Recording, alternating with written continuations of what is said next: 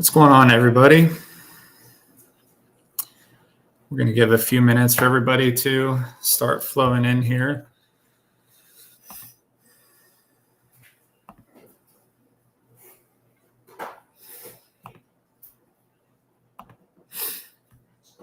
All right. You guys want to see Teddy? Teddy, come here, buddy. Come here, Ted. Come here. Come on, want to say hi? Want to say hi? Come here. Come on, Ted. Come on.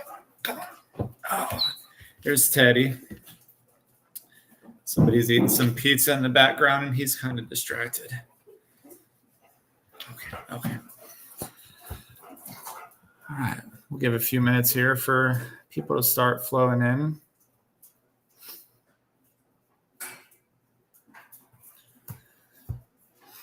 Everything is okay. So the point of this live today is just to kind of talk about Teddy's health journey, what he went through, how we caught the things we caught, the things we did, and just kind of talk to a couple of vet professionals on what you all can do to kind of do the same thing for your dog. There's a lot of things that we can do as pet owners to kind of be proactive and, help our dogs out and help their health out.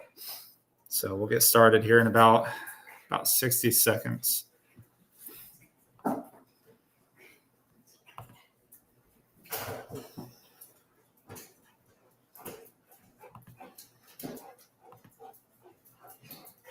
Archie, Rue, come here. Come here, Rue. Come here. Let's see if we can see Rue here. Come here, Rue. Ruby, come here. Come here. Ruby, come on, Archie. There's Archie. I can't get him up. Yeah, all the dogs are here. All right, so we'll go ahead and get started.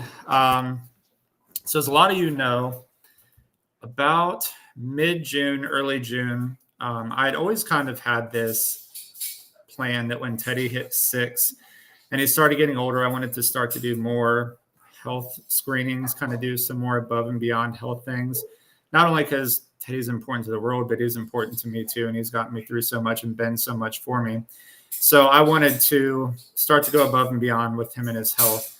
So I went to Stone Avenue Vet, which is our vet that we go to, and kind of asked them, what can I do? And obviously there's the normal things that we'll talk about with the Stone Avenue Vet coming on after me. But one of the things was to go above and beyond was I could do an ultrasound.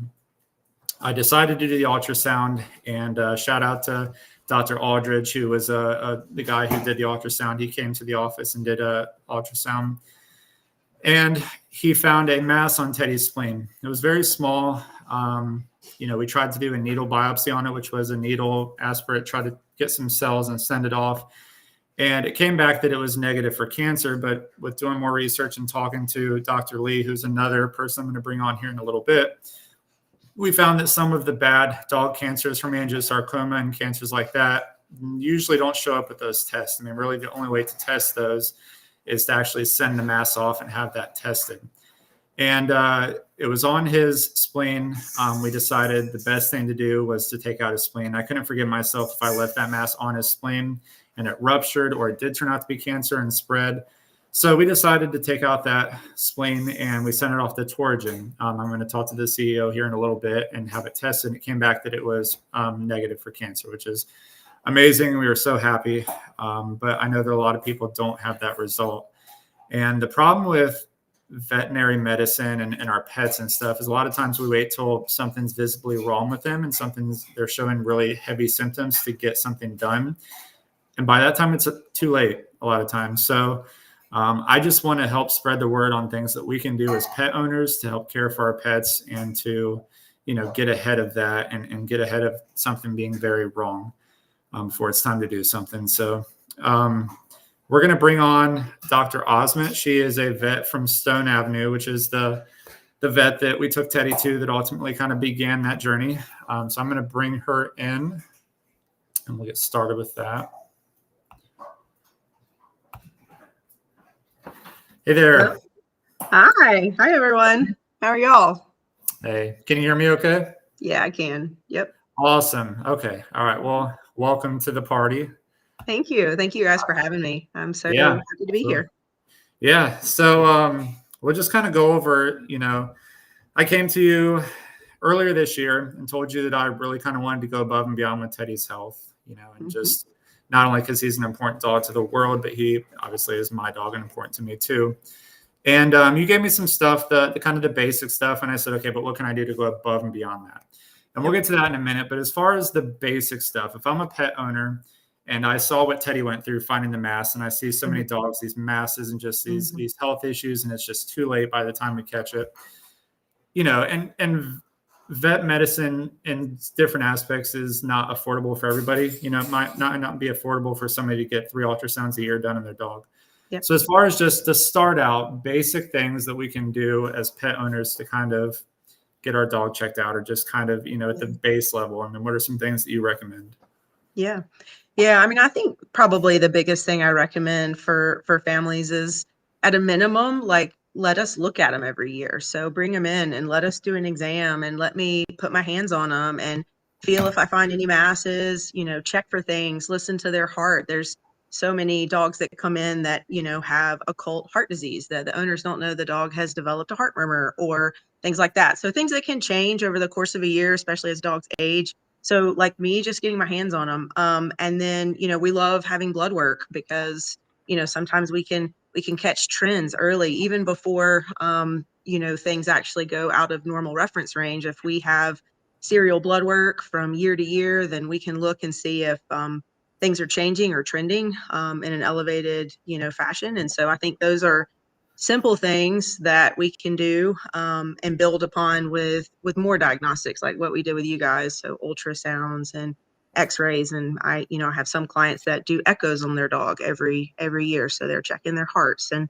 so, but I think that probably my biggest thing is just being able to put my eyes on the dog and look at them and feel them and palpate them. Yeah. That's awesome. Yeah. Okay. That's good info. So I know we came to you and we started with those things. And, I said I wanted to go above and beyond. So, blood work, that's great. Kind of just the normal vet visit's great. But if somebody, has the means to, and I get that it's not affordable for everybody, but if somebody has the means to, and they want to go above and beyond, I mean, what's the first kind of layer above blood work and a visit and stuff that you would say, okay, well, let's just go down the road of masses. Cancer is scary for a lot of dog owners. So like your cancer screening above blood work and kind of just your basic exam. I mean, what's your first kind of an ultrasound, or just what's your first kind of, recommendation? Yeah. I mean, I think for me, because they can't tell us if they're feeling off or things are changing, I go for broad diagnostics. So in other words, I go for things that give me a big overview picture that help me to decide, do things look weird or abnormal? And for me, that oftentimes starts with an x-ray. So we can do x-rays of the chest, x-rays of the abdomen, and we're looking for masses. We're looking for any change in sizes of organs. Sometimes we can see if a liver is enlarged or a spleen is enlarged. And so I think those are big, pictures that we can take of the dog. And then, I think probably a more sensitive test, like what we did with Teddy, is an ultrasound, because that actually lets us look at each individual tissue to see if there's any abnormalities. So for instance, things we would not see on an x-ray, like in Teddy's case, we can see on an ultrasound. And so it gives us another layer of detail that I think is really helpful. And so, I think if families have that ability to pay for those tests, I think they are great for us to find things that we would not have caught, like you mentioned, until much later when things have changed. Yeah. And it's kind of a scary thing with dogs. Obviously, like you said, they can't tell us when they're not feeling well. And a lot of times it's, hey, something is really wrong with my dog, when I'm sure dogs are brought to you and they're showing these like awful symptoms. And it's like, man, it's almost too late at that point. Because once a dog really starts to show you they're sick, it's too late. And I think a lot of people just don't, we go day to day and our dog is our dog, and they kind of just nap and exist and stuff like that. And it's hard sometimes to notice even the smallest changes in them. But I think getting preventative vet care can save a lot of lives. And it did with Teddy. I mean, that mass on his spleen, who knew, even though it came back negative with cancer, I mean, there are different masses, right? That can absolutely. I mean, what do you see as far as different masses if they're not cancer? Yeah, so there are some benign masses, or in other words, non-cancerous masses we see in dogs, and probably the most common one we see are going to be fatty masses. And so these lipomas will come up on dogs, and oftentimes it is your dogs that are getting older. And so as an owner, you see a mass develop on your dog, and you don't know if it's an okay mass or a bad mass. And so us being able to bring those in, what we can do is we can take a needle like we did with Teddy, and we can stick it in those masses and look at the cells and decide, does this look like a mass that is something we need to worry about, or is this going to be something that we don't need to worry about? And there are certainly some breeds that are more predisposed to certain types of masses. So for instance, like those of you out there that have like the small little white fluffy dogs, they get little sebaceous masses on their skin, and those are very common, and they will pop lots of them up. And we can look at those and we can check those. And fatty masses are another really common one, but the bad ones are also out there, and by checking them, we can kind of determine early on, is this something we need to address, or is this something we can watch? Right. That's awesome. Yeah, that's good info. Mm-hmm. And I know you kind of mentioned breeds. I mean, I know you mentioned the small, white, fluffy dogs. And with Teddy being a golden, I know that goldens are predisposed to a lot of cancers and stuff like that. Is it the recommendation that people research their breed and they kind of adjust their vet visits based on the breed of their dog? Like if you have a golden, your usual recommendation might be once a year, but if they have a golden, should they be coming twice a year? I mean, do you kind of recommend based on the breed that people kind of care more for their dog as far as vet visits and stuff? Yeah, I think that's a great question. I think we definitely know, and there's been so much research over the years now, like where we are today, that has helped us to identify, risk factors in certain breeds and what's common. So versus if you have a golden retriever, we're probably we're worried about something like hemangiosarcoma, versus if you have a Dotson, we might be more worried about back problems. And if you have a Chihuahua, I'm going to be looking for heart murmurs. And so I definitely think there are risk factors for different breeds. And so I build my kind of plan for each of those dogs, focusing on what's common.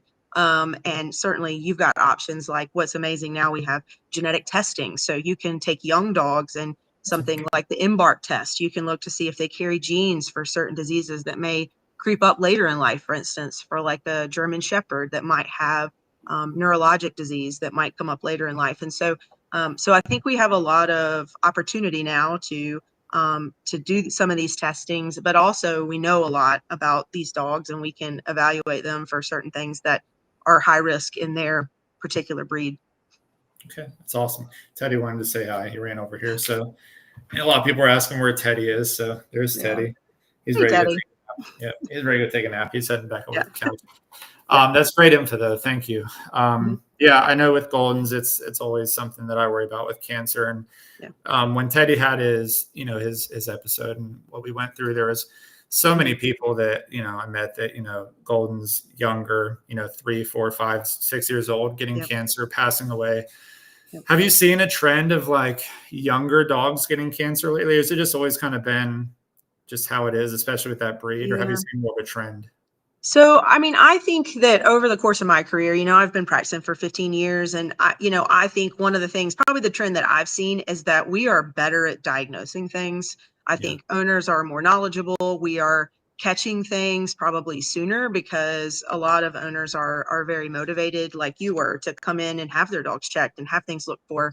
And I think I have definitely seen that shift. And people being more proactive and providing better preventative care. It's hard for me to say whether or not it's actually getting younger or if we're just catching it earlier. But I do think that there are definitely breeds we know that are higher risk, and whether or not that incidence of cancer has changed over the years, we definitely know we see a good bit of it. And so I definitely try and be as proactive as I can for those breeds. Yeah. Amazing.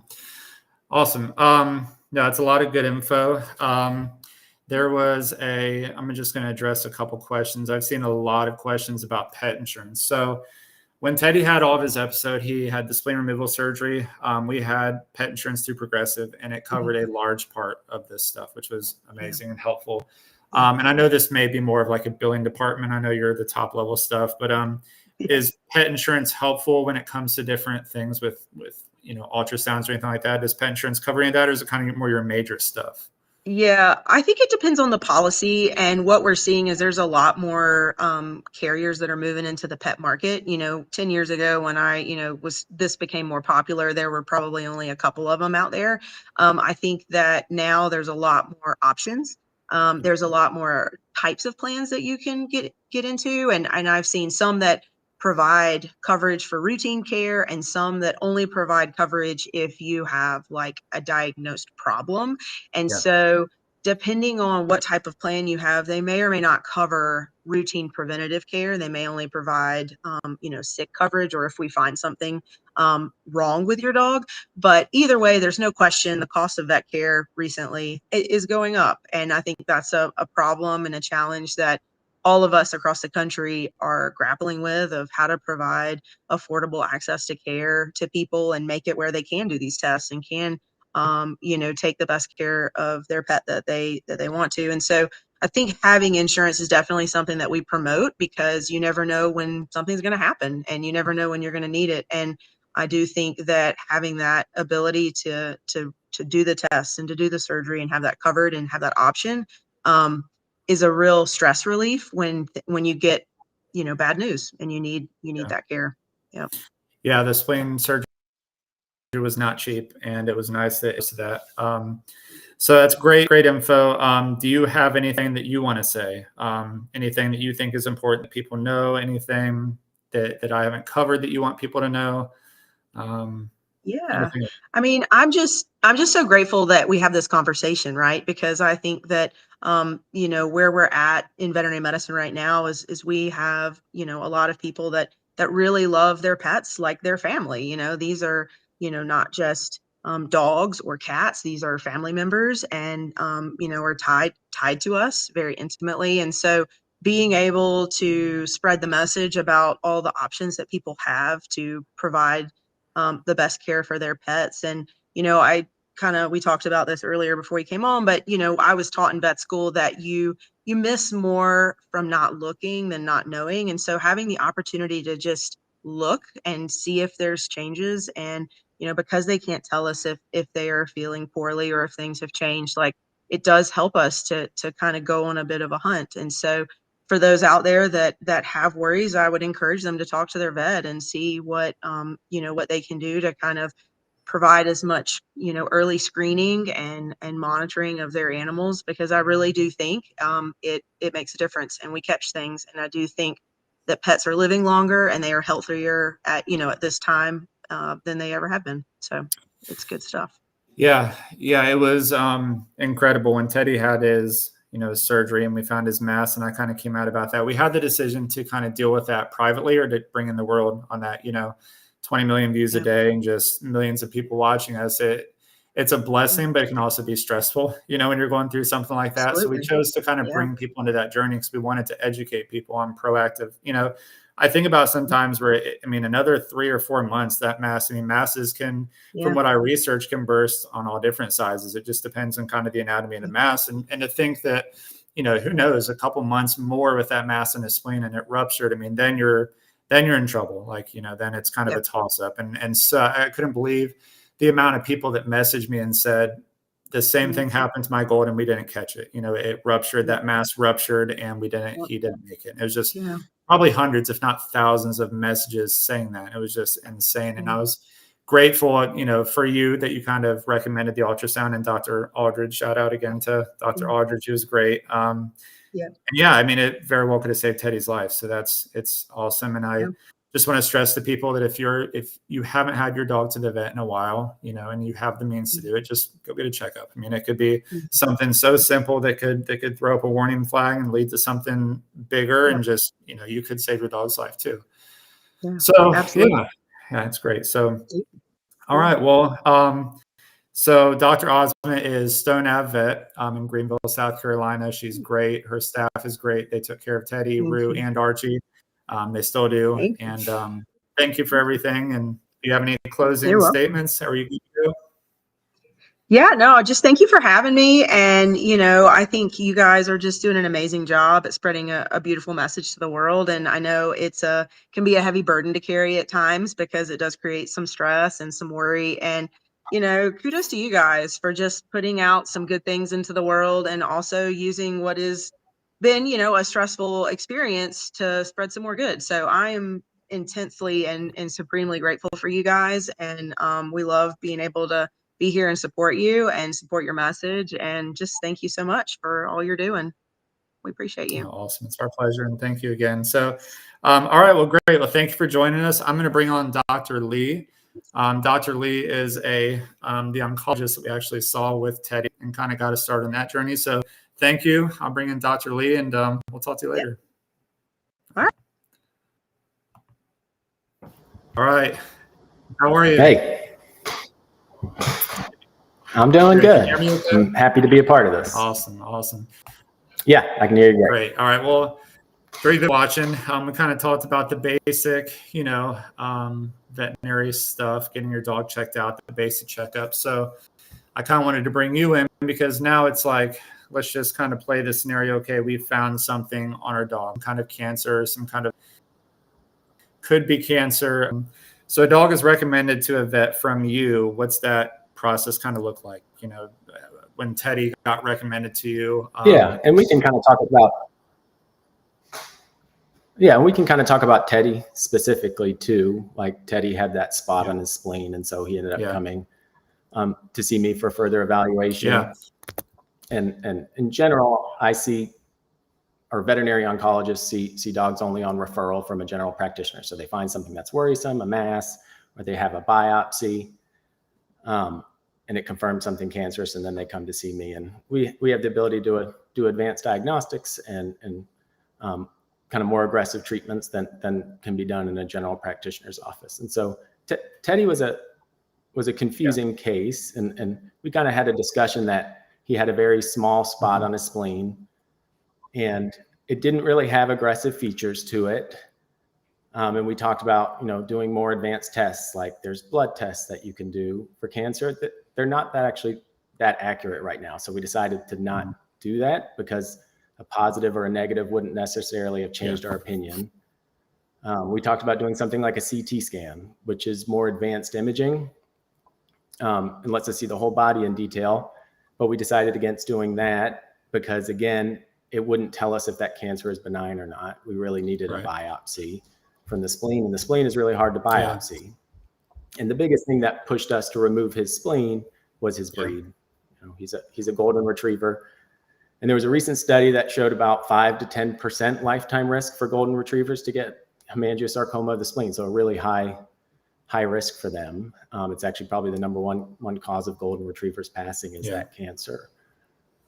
And so the risk of us being wrong and that being that disease and letting it grow was too high. So we decided to go forward with the surgery. Yep. And I think that was the right decision at the end, even though it came back negative for hemangiosarcoma and other aggressive cancers. It was just a peace of mind thing for me, right? To worry every day. Number one, like I talked to Dr. Osmond about, a mass bursting, rupturing, which happens often. And I got hundreds, if not thousands of messages of people that had that happen. They didn't even know their dog had a mass somewhere and it ruptured.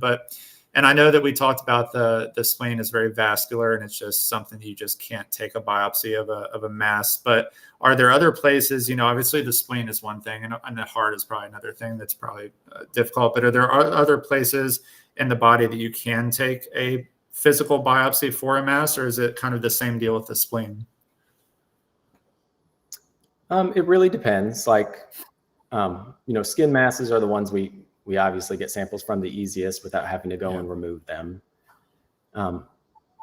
We typically get fine needle aspirates in veterinary medicine for the most part for internal masses before we go in to surgically remove them. So we can do that for masses in the lungs. We can do it for masses in the livers. We can even do it for masses in the spleen. It's just higher risk, and it doesn't give us a diagnosis that often because sarcomas most often happen in the spleen and they're poorly exfoliative. So it means they won't always come out with just getting a small piece of tissue. You have to get a bigger piece of tissue. And just kind of changing gears a little bit, because I just remember this question that I asked Dr. Osmond as well, and you see it more than anybody. Are you seeing more younger dogs get cancer more often? Are you seeing a lot of younger dogs? Or is it just something like Dr. Osmond said, where we're just better at catching things now? I mean, do you see any trends of younger dogs kind of showing cancer more, or is it just kind of a? I don't know if I'm seeing trends of seeing more younger dogs. I mean, I unfortunately do see young dogs with cancer as an oncologist. I mean, if you look at what are the two biggest risk factors for cancer, it's genetics, and genetics is mostly breed associated in dogs. And so we know there are certain breeds that have very strong predispositions, and it's very different across different breeds. So a golden retriever doesn't have the same risk as a boxer or a Bernese mountain dog. They have different cancers that they tend to get. Familial cancers are a thing. And people, I think they're about 10%. I think in dogs it's probably similar where familial cancers. And so if you do have a young dog that gets cancer, I do recommend always contacting the breeder. I mean, if you have a young to middle-aged dog, you should always contact a breeder. And most reputable, good breeders want that information. They want to know if their dogs that they're breeding out are getting cancer at a young age. Are you saying that would be kind of genetic or passed down, is what you're saying, kind of in a family? Yeah, where it could be a familial cancer potentially. Interesting. The other big risk factor for beyond genetics is age. And so the majority of patients I see are still probably over the age of 7. And so as we age, we have something called replicative risk, where basically cancer is a multifactorial event. You accumulate mutations that eventually develop into a cancer over time. And as you get older, your immune system gets weaker. It's less able to fight them off. And so that actually, those by far are the two biggest risk factors, are genetics. So I should have asked Dr. This has been a good question for Dr. Osment, but I guess you can answer it too. So it'd probably be a good idea when your dog hits a certain age to kind of bump up the monitoring, right? Like, what do you recommend for kind of bumping up that monitoring of a dog, vet visits, or extra kind of above and beyond like scans and stuff? I mean, what, 6, 7? I mean, what do you kind of recommend?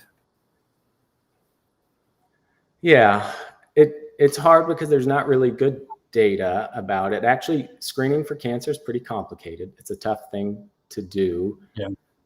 And do well. And so, yes, I think every 6 month, checkups with your vet is a good plan. Some people want to be more aggressive, and I've seen that every 3 months for especially for pure breed dogs that get over the age of 5 or 6. I'd probably say that every 3 months, if you really want to be aggressive. The downside that y'all discussed earlier is the cost. So if you're spending money on chest x-rays and ultrasound every 3 months and vet visits, and then what if something comes up? Are you going to be able to afford surgery for that dog? Right. So there's a give and take there. I'm sorry, I was just reading that. It's not. I was just reading a comment. You had mentioned blood tests, and I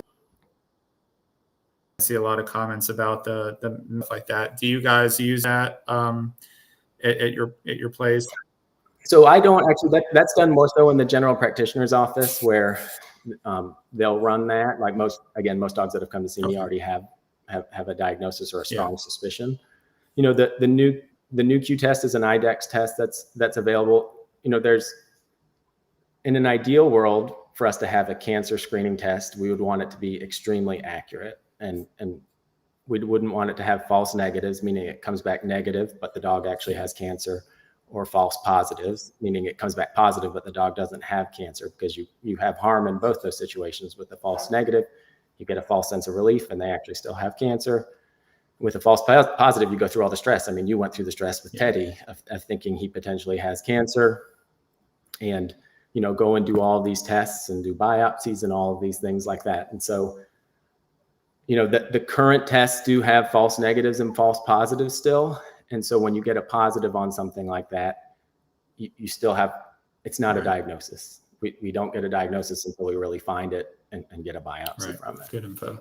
I know we had talked earlier before this live, and I see a lot of people commenting about they lost their dog to cancer and that they should have got him checked out sooner and stuff like that. I'm seeing a lot of comments like that. And luckily, I was very lucky on the opposite side of that spectrum. But I know that you said a lot of people feel guilt with their dog and cancer, and just kind of the emotions that go through that. And I know you kind of wanted to speak a little bit towards that. Yeah, I mean, it was a surprising thing to me at first when I started oncology is how many people come to me and be like, what did I do wrong for my dog to get cancer? Is it the food? Is it these other things? And, you know, unfortunately, I've seen people who've been super aggressive about monitoring their dogs for cancer, and they don't even catch it in those cases. And so it is a really difficult thing. I don't think anyone should feel guilt about missing something like that. Like cancer is a stochastic event in most cases, meaning it's a random and it can just happen. And a difficult aspect about dogs is, unfortunately, dogs get really aggressive cancers. The big five cancers dogs get are lymphoma, hemangiosarcoma, osteosarcoma, mast cell tumors, and oral melanoma. Mast cell tumors are probably the most treatable, and most of those aren't aggressive, and they're in the skin. And so you can surgically remove them in most cases and get a good outcome. The other four, they're pretty hard to screen for because they're so aggressive. They can pop up really quick. Yeah. Yeah. And it's tough because, we as humans, something is kind of wrong inside of our body. And we're like, man, I don't feel right. Dogs don't feel running and playing and just have to normal most of the time. So it's so tough to kind of catch this early on with dogs unless you're very proactive and preventative. And it's kind of a tough thing. And I'm sure that, it's a hard thing to deal with either way. But yeah, like you said, it's just sometimes it just happens no matter what you do and no matter how well you take care of your dog, it just happens. All we can do is just try to be proactive and do what we can to catch things early. But, it's hard sometimes. Yeah. So, all right. Well, do you have any things that you want to say? Anything that you want to be known or? No, I think I could go on for too long talking about this. Okay. So, yeah. I appreciate you having me on, and I think it's a good. Oh, what was that? Is there anything important that you think people should know about just kind of your line and your realm of what you do, and anything that might be helpful? Yeah, I think you have options. I think and I think if you really want, I think bringing your dog in, the basic things of keeping your dog healthy, keeping them happy, keeping them active, feeding them a diet where they're not overweight and have other health issues like that, and get things checked out. Yeah. And, if you get really concerned or something comes up, we do have treatment options that we can pursue. So, yeah. Perfect. All right. Well, thank you so much for joining us today, and appreciate you helping out with Teddy when it came. I know when we came to you, we were kind of a mess.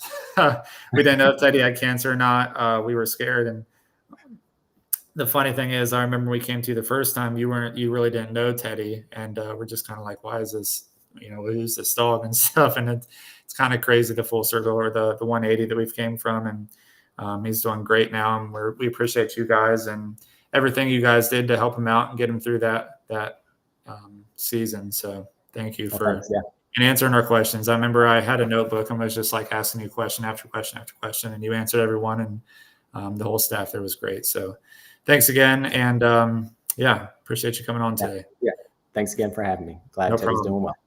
All right. Thank you. All right. I'm going to bring on Ashley Kay. She's the CEO and founder of Torigen. So I'm going to bring her on. Hey, Ashley. Hey, good evening. How are you? I'm doing well. How are you?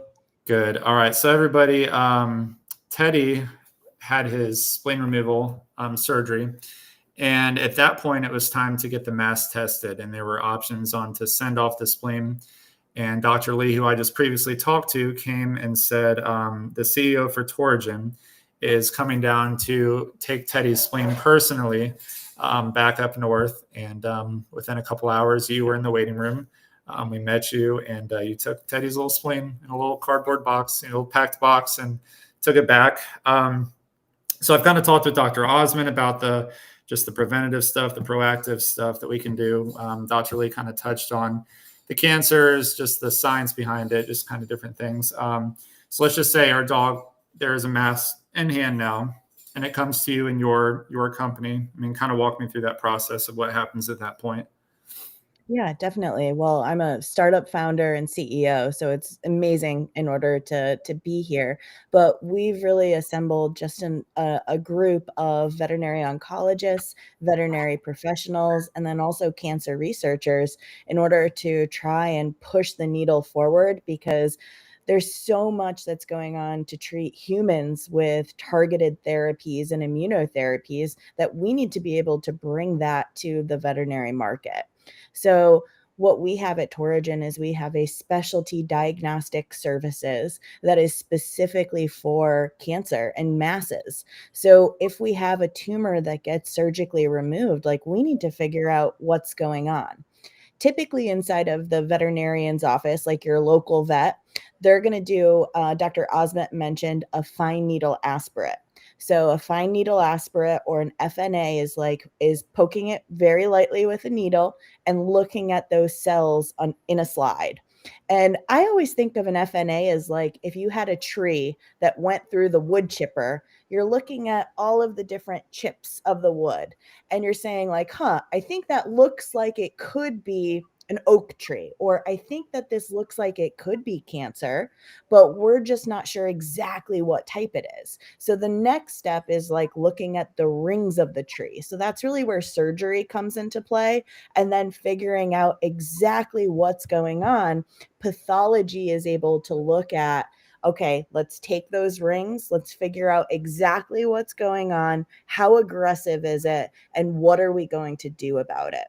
So having a division of our company that's focused on being able to get that accurate diagnosis fast is really important for the veterinary community. Yeah, that's amazing. So it gets tested, you find out what kind of cancer it is, and then you kind of touched on the immunotherapy, kind of to explain that process. I mean, you take the actual cells of that cancer and kind of turn that into something to fight back against it. Is that how it works? Yeah, totally.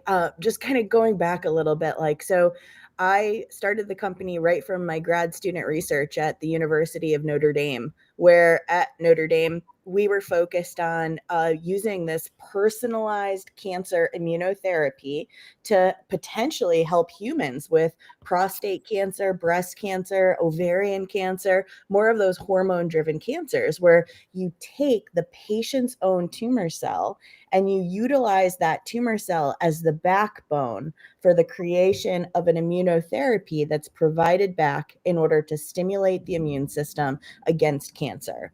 And, bringing this to the human market was going to take decades. It was going to cost hundreds of millions of dollars. And we knew that the data that we had could easily be applied to the veterinary market because, unfortunately, 1 in 4 dogs will die of cancer. That's too much. That's way, way, way too high.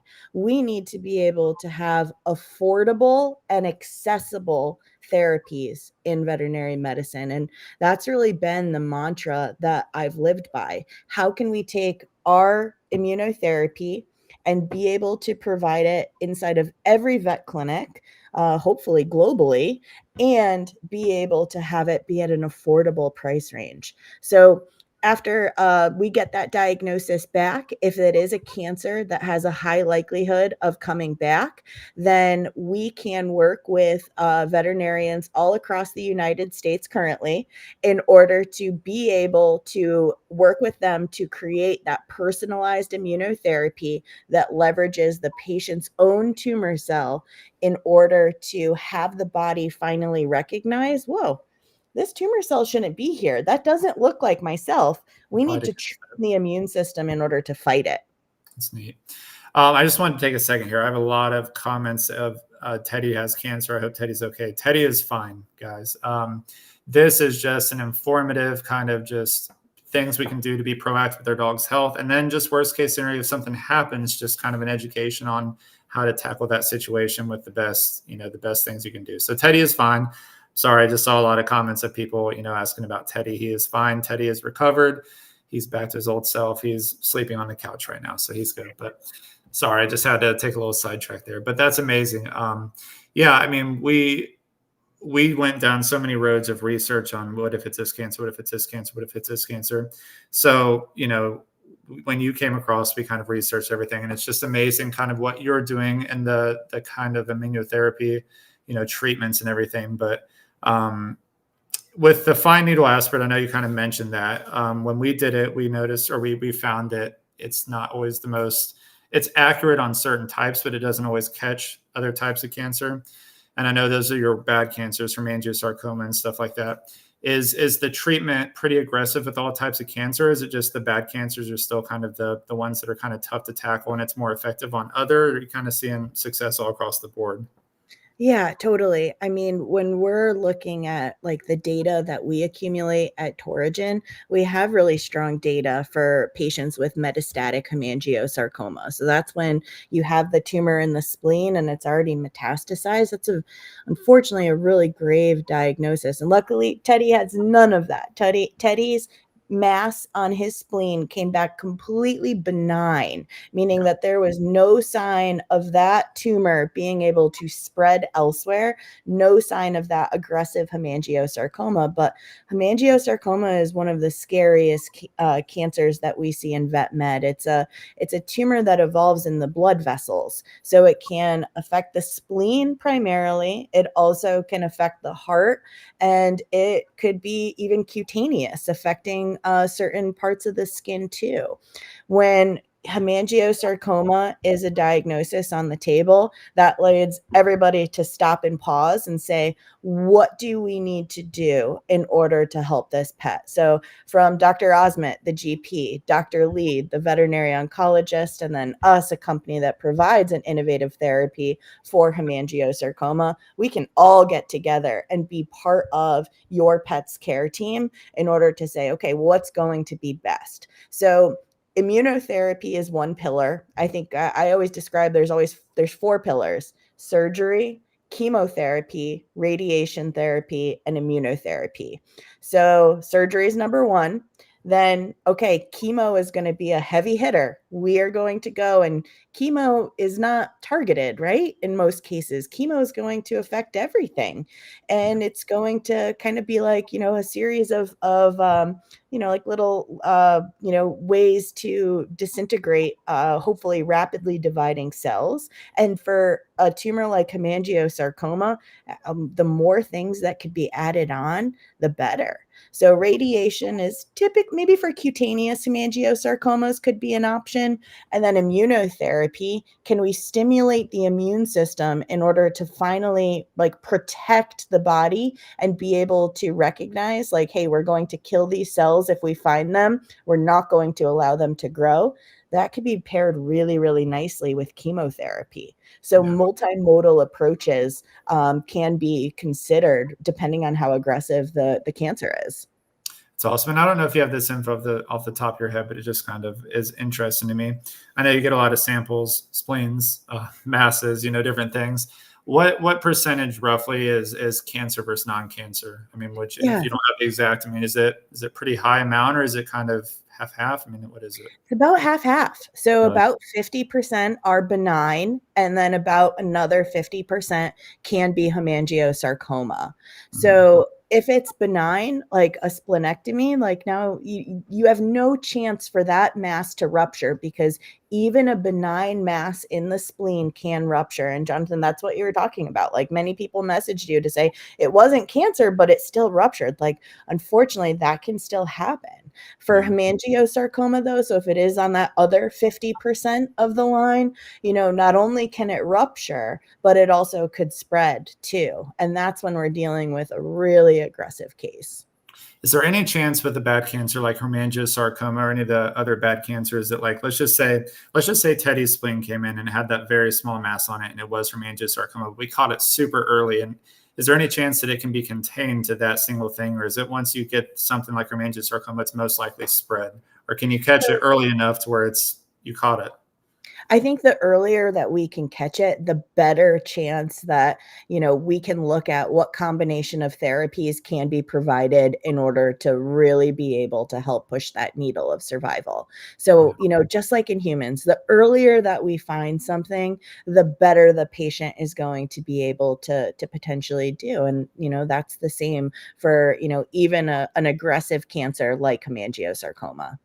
Yeah, it's good info. And I know I kind of asked Dr. Osmond the same question, but I see a lot of the comments asking this too. I'm not sure if you have access to the breeds when and when the samples are sent to you, but do you see a high number of a certain breed that is coming through your desk and kind of being tested, or is it just all across the board? Totally. No, we capture all of that data and all of that information because it's so important for not only us to know how our therapy is performing, but also like what's out there, what's coming in. So certain breeds do have specific tumors. Dr. Osment mentioned the little white fluffy dogs having more skin-based tumors. We see boxers. So, I mean, beautiful boxers. They get a lot of mast cell tumors, and their mast cell tumors tend to be a lot more aggressive in some cases. Golden retrievers, we're worried about hemangiosarcoma, and we're worried about lymphoma, which is a blood-based cancer of the blood cells. For poodles, we're worried about bladder cancer.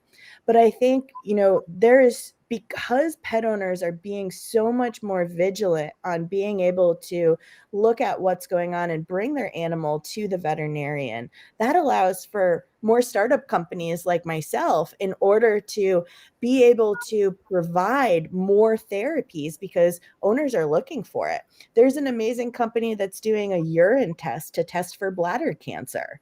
Like, that is phenomenal in only dogs. And, if you have a poodle or if you have, I think it's a West Highland Terrier, like these dogs should be getting that, sampled on a yearly basis.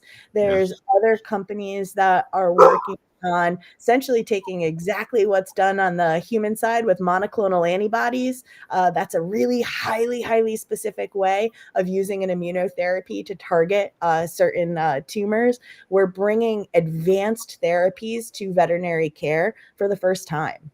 That's awesome. So what's the future of Torigen? I mean, what's some stuff you're excited about, some stuff that you're excited to see advance more, and what's kind of the future of your company? I mean, what's going on?